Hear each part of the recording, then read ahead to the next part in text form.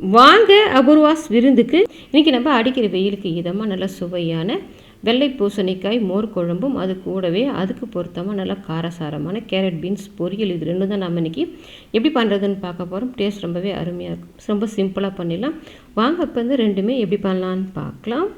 இப்போ ஒரு பாத்திரத்தில் 1 டேபிள் ஸ்பூன் அளவுக்கு துவரம்பருப்பு, 1 டேபிள் ஸ்பூன் சாப்பாட்டு அரிசி, புழுங்கல் அரிசி எடுத்து நீங்கள் பச்சரிசி யூஸ் பண்ணுற மாதிரி எந்த சாப்பாட்டு அரிசியோ 1 டேபிள் ஸ்பூன் அளவுக்கு எடுத்துகிட்டு இதை கழுவி ஒரு மணி நேரத்துக்கு நல்லா ஊற விட்டுருங்க. இப்போ இந்த அரிசி பருப்பு ரெண்டும் நல்லா ஊறி வர நம்மக்கிட்ட கல்கத்தா இண்டாலியம் கடாய், இண்டாலியத்தில் சப்பாத்தி உருட்டுற மனை, இடி உரல், தோசைக்கல், பொடி உள்ளது பொடி இல்லாதது எல்லாமே நம்ம சேல் பண்ணிகிட்டு இருந்தோம். இப்போ பார்த்தீங்கன்னா அது கூடவே நம்ம ட்ரை ப்ளையில் ஸ்டெயின்லெஸ் ஸ்டீல் ட்ரை ப்ளை கடாயுமே நம்ம சேலுக்கு எடுத்துகிட்டு வந்திருக்கோம். இதுவுமே கொண்டு வந்திருக்கோம். இதை பார்த்தீங்கன்னா நல்லா ஆன்லைனில் விட நம்ம கம்மி விலையில் தான் கொடுக்குறோம். நல்ல குவாலிட்டியான இருக்கும். அதே சமயத்தில் நல்லா ஹெவி வெயிட்டாகவும் இருக்கும். நீங்கள் இதை அடி பிடிக்காது. நீங்கள் இது கேஸ் அடுப்புலையும் சமைக்கலாம். சாண்ட்விச் பாட்டம் இருக்கிறதால நீங்கள் இதை இண்டக்ஷன் அடுப்புலையுமே வச்சு நீங்கள் சமைக்கலாம். உங்களுக்கு இண்டாலியம் கடாய் வேணுமோ இல்லை ட்ரைப்ளை கடாய் வேணுமோ எது வேணுமோ ஸ்க்ரீனில் நான் கொடுக்குற நம்பருக்கு வாட்ஸ்அப் பண்ணுங்கள். டீட்டெயில் சென்ட் பண்ணுறேன். வேணுன்றவங்க ஆர்டர் பண்ணிவிட்டு வாங்கிக்கலாம். இப்போ கடாயில் நான் ஒரு டேபிள் ஸ்பூன் அளவுக்கு எண்ணெய் ஊற்றி வச்சுருக்கேன். எண்ணெய் காஞ்ச பிறகு இதில் தாளிக்கிறதுக்கு 1 ஸ்பூன் கடுகு சேர்த்துட்டு அது கூடவே 2 ஸ்பூன் அளவுக்கு உளுத்தம்பருப்பு சேர்த்துக்கிறேன். உளுத்தம்பருப்பு சேர்த்துட்டு கடுகு உளுத்தம்பருப்பு நல்லா கடுகு பொரிஞ்சிட்டு உளுத்தம்பருப்பு நல்லா செவந்து வரணும். இப்போ கடுகு பொரிஞ்சிட்டு உளுத்தம்பருப்பு நல்லாவே செவந்து வந்துருச்சு. இப்போ இது கூடவே ஒரு மீடியம் சைஸ் வெங்காயம் ஒன்று பொடியை கட் பண்ணிவிட்டு வச்சுருக்கேன். அதை சேர்த்துட்டு அது கூட ஒரு கொத்து கருவேப்பிலையும் சேர்த்துட்டு இந்த வெங்காயத்தை நம்ம கண்ணாடி பதத்துக்கு வதக்கி விட்டுக்கலாம். இப்போ வெங்காயம் கண்ணாடி பதத்துக்கு வதங்கி வந்துருச்சு. இப்போ இது கூடவே கேரட் பீன்ஸ் ரெண்டையுமே சேர்த்து நான் ஒரு 300 கிராம் அளவுக்கு இந்த மாதிரி நல்லா பொடியை கட் பண்ணிவிட்டு வச்சுருக்கேன். இந்த மாதிரி நல்லா பொடியை கட் பண்ணிவிட்டு எடுத்துக்கோங்க. இப்போ இது ரெண்டுத்தையுமே ஒன்றாவே சேர்த்துட்டு ஒரு 2 நிமிஷத்துக்கு இந்த எண்ணெயில் அந்த கேரட் பீன்ஸையும் அப்படியே வதக்கி விடுங்க. இப்போ இந்த கேரட் பீன்ஸ் ரெண்டுத்தையுமே 2 நிமிஷம் வதக்கி விட்ட பிறகு இதில் இந்த பொரியலுக்கு தேவையான அளவுக்கு உப்பு சேர்த்துக்கோங்க. உப்பு சேர்த்துட்டு இந்த பொரியலுக்கு தண்ணி பார்த்தீங்கன்னா அதிகம் சேர்க்க வேண்டாம். லைட்டாக அந்த மாதிரி தண்ணி தெளித்து விடுங்க. அதிகம் தண்ணி சேர்த்துட்டிங்கன்னா நமக்கு ரொம்ப குழஞ்சி போன மாதிரி ஆகிடும். இந்த அளவுக்கு தண்ணி தெளிச்சிங்கனாலே போதும். கேரட் பீன்ஸ் நம்ம பொடியை கட் பண்ணியிருக்கோம். சீக்கிரமாகவும் வெந்து வந்துடும். இப்போ தண்ணி சேர்த்துட்டு நல்லா கலந்து விட்டுருங்க. கலந்து விட்டுட்டு மூடி போட்டு வேக விட்டிங்கன்னா ஒரு 10 நிமிஷம் தான் ஆகும் நமக்கு பொரியல் வேகிறதுக்கு. மூடி விட்டுட்டு அப்படியே வச்சிடாதீங்க. நடுவில் 2 டைம் எடுத்து கலந்து விடுங்க. அப்போ தான் அடி பிடிக்காமல் ஒரே மாதிரி எல்லாமே வெந்து வரும். இப்போ இந்த பொரியல் காய்கறிகள் வெந்து வர்றதுக்குள்ளே பொரியலுக்கு நம்ம அரைக்க வேண்டியது ரெடி பண்ணுறதுக்காக ஒரு 2 சில்லு அளவுக்கு தேங்காவை பல்லாக போட்டிருக்கேன் மிக்சி கப்பில்.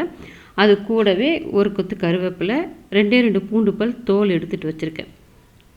1 ஸ்பூன் சீரகம் சேர்த்துட்டு அது கூடவே இந்த பொரியலுக்கு உங்களுக்கு எந்த அளவுக்கு காரம் தேவையோ அதுக்கு தகுந்த மாதிரி தனி மிளகாத்தூள் சேர்த்துக்கோங்க. நான் 1 ஸ்பூன் சேர்த்துருக்கேன்.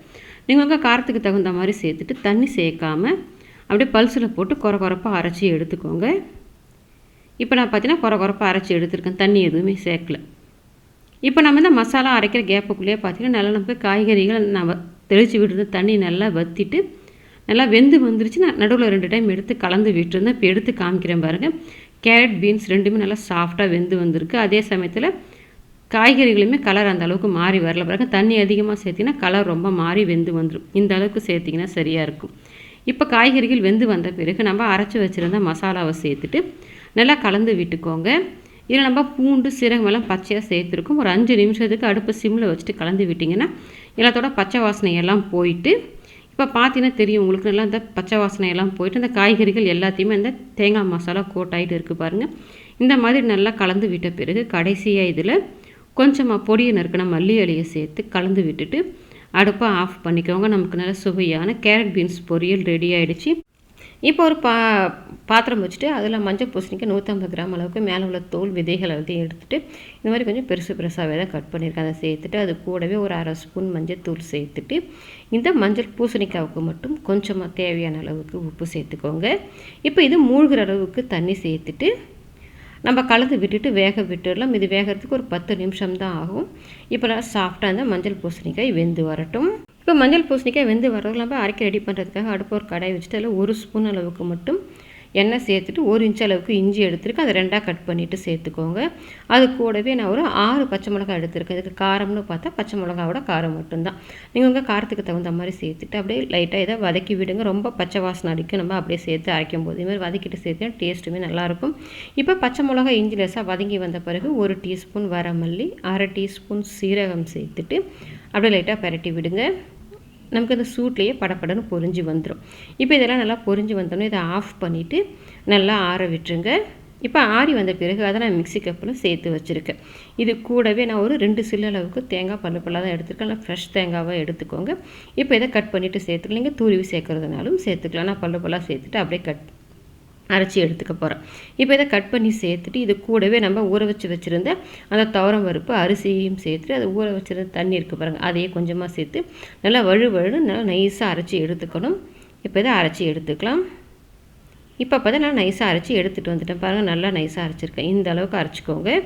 இப்போ நம்ம இந்த மசாலாலாம் ரெடி பண்ணுற கேப்புக்குள்ளே பார்த்தா நமக்கு மஞ்சள் பூசணிக்காவுமே நல்லா வெந்து வந்துருச்சு. எடுத்து காமிக்கிறேன் பாருங்கள், நல்லா சாஃப்டாக வெந்திருக்கு.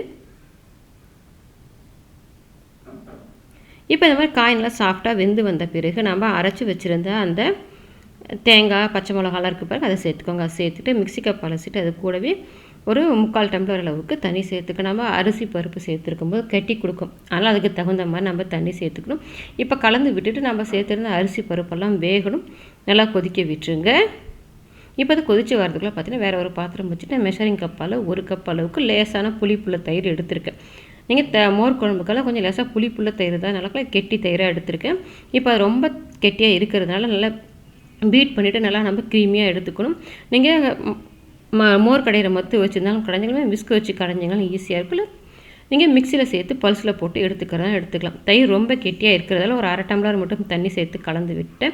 இப்போ நம்ம தயிர் ரெடி பண்ணுற கேப்புக்குள்ளேயே பார்த்தீங்கன்னா இந்த நம்ம சேர்த்துருந்த அரிசி பருப்பு எல்லாமே நல்லாவே வெந்து க்ரீமியாக வந்துருச்சு பாருங்கள். குழம்பு இந்த மாதிரி நல்லா வெந்து வந்த பிறகு இப்போ நம்ம தாளிப்பு ரெடி பண்ணுறதுக்காக அடுப்பில் ஒரு தாளிப்பு கரண்டி வச்சுட்டு அதில் 1 டேபிள் ஸ்பூன் எண்ணெய் சேர்த்துருக்கேன். தாளிக்கிறதுக்கு 1 ஸ்பூன் கடுகு, 1/2 ஸ்பூன் சீரகம் சேர்த்துட்டு கடுகு சீரகத்தை நம்ம நல்லா பொரிய விட்டுலாம். அது கூடவே ஒரு 1/4 ஸ்பூனுக்குமே குறைவாக வெந்தயம் சேர்த்துக்கோங்க. இப்போ இது நல்லா பொரிஞ்சு வரட்டும். எல்லாமே ஒன்றா சேர்ந்து நல்லா பொரிஞ்சு வந்த பிறகு இதில் ஒரு 1/2 ஸ்பூன் அளவுக்கு பெருங்காயத்தூள் சேர்த்துக்கோங்க. இப்போ அதையும் சேர்த்து கலந்து விட்டுட்டு நான் 5 வரமிளகா 2 கிள்ளிட்டு வச்சுருக்கேன். அதை சேர்த்துட்டு அது கூட ஒரு கொத்து கருவேப்பிலையும் சேர்த்து நல்லா கலந்து விட்டு எடுத்துக்கோங்க. இப்போ நம்ம மோர் குழம்புக்கு தாளிப்பு ரெடி ஆகிடுச்சு. இப்போ நம்ம அந்த தாளிப்பை ரெடி பண்ணி வச்சுருக்கிற குழம்புல சேர்த்துக்கலாம். இப்போ குழம்புல சேர்த்து நல்லா கலந்து விட்டுருங்க. இப்போ இதை கலந்து விட்டு நமக்கு எல்லாமே ரெடி ஆகிடுச்சு.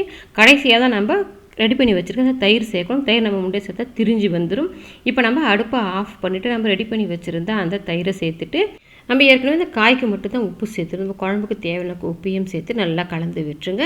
நமக்கு அந்த தயிர் சேர்த்துட்ட பின்னாடி நம்ம அடுப்பு எரியக்கூடாது. எரிஞ்சுன்னா நமக்கு தயிர் திரிஞ்சு வந்துடும்.